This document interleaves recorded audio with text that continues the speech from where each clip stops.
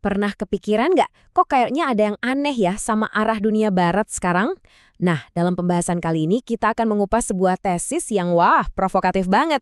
Bahwa dunia barat itu ditakdirkan untuk runtuh. Dan menurut sumber yang kita kaji, nggak ada yang bisa kita lakukan buat menghentikannya. Sumber yang kita bahas ini nggak pakai basa-basi sama sekali. Kutipan ini jadi titik awal dari argumennya yang super berani. Nah, untuk membuktikan klaim sebesar ini, dia nggak melihat ke seluruh dunia, tapi fokus ke satu negara aja sebagai cermin dari keruntuhan yang lebih besar. Dan negara yang dimaksud itu Kanada. Menurut sumber ini, apa yang terjadi di Kanada sekarang, tekanan ekonomi, pergeseran sosial, itu adalah gambaran kecil dari penyakit yang jauh lebih besar yang lagi menggerogoti seluruh peradaban barat. Yuk kita lihat lebih dalam. Oke, kita mulai dari satu angka yang jujur aja bikin kaget. $100.000. Ini bukan gaji impian loh. Menurut sumber kita, ini adalah angka minimum yang dibutuhkan sebuah keluarga cuma untuk bertahan hidup di kota kayak Toronto. Angka ini nunjukin masalah utamanya, jurang yang makin lebar antara biaya hidup sama pendapatan real. Terus ada angka ini, 25%. Seperempat dari populasi Kanada adalah imigran generasi pertama.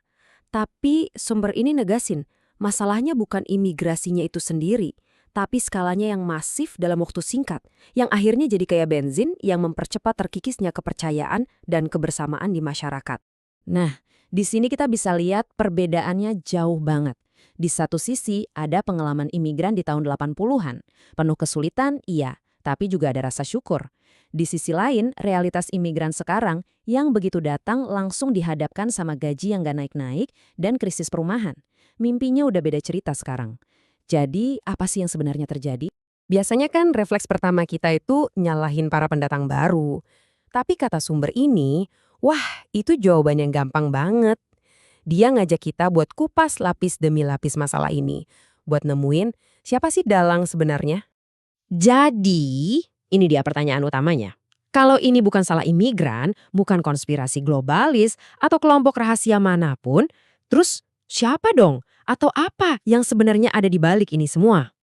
Dan jawaban dari sumber kita ini jujur, simple banget tapi juga mengejutkan. Pelaku utamanya, kata dia, adalah generasi baby boomer. Nah, ini dia inti dari semua argumennya. Loh, kok bisa mereka? Gini argumennya. Generasi ini punya 3 tuntutan yang nggak bisa diganggu-gugat. Pensiun yang aman, layanan kesehatan yang bagus, dan nilai properti yang naik terus. Nah, buat mendanai 3 hal ini, sistem butuh satu hal, pertumbuhan ekonomi yang nggak ada habisnya. Dan satu-satunya cara buat ngejar itu di masyarakat yang makin menua, ya lewat imigrasi massal. Dinamika inilah yang menciptakan sesuatu yang disebut sumber kita sebagai kerajaan usia. Ini analogi yang kuat banget buat ngegambarin sebuah sistem di mana kesejahteraan satu generasi dibangun di atas pengorbanan generasi sesudahnya. Buat ngejelasin konsep ini, sumbernya ngambil inspirasi dari drama Yunani kuno.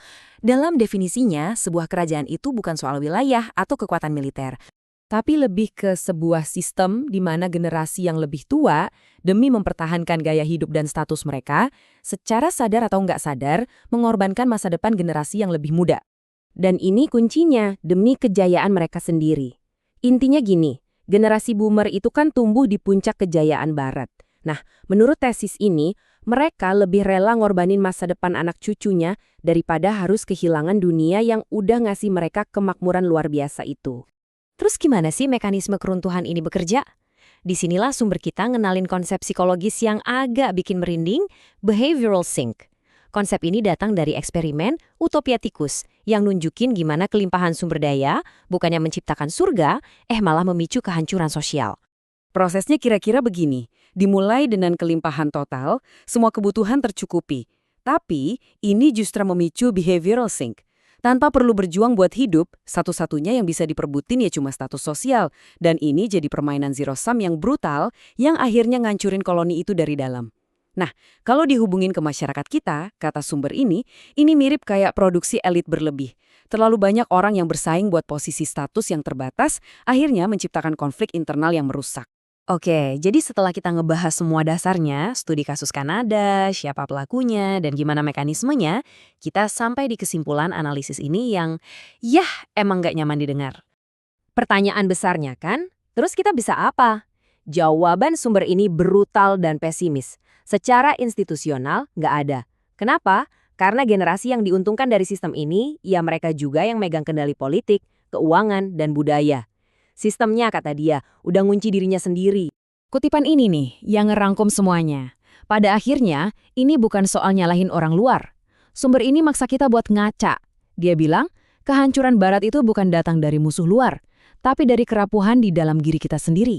Dari egoisme, kemalasan, dan kerusakan moral. Ini kesimpulan yang menantang banget. Yang ninggalin kita dengan pertanyaan, kalau ini beneran terjadi, gimana caranya kita bisa mengubah arah?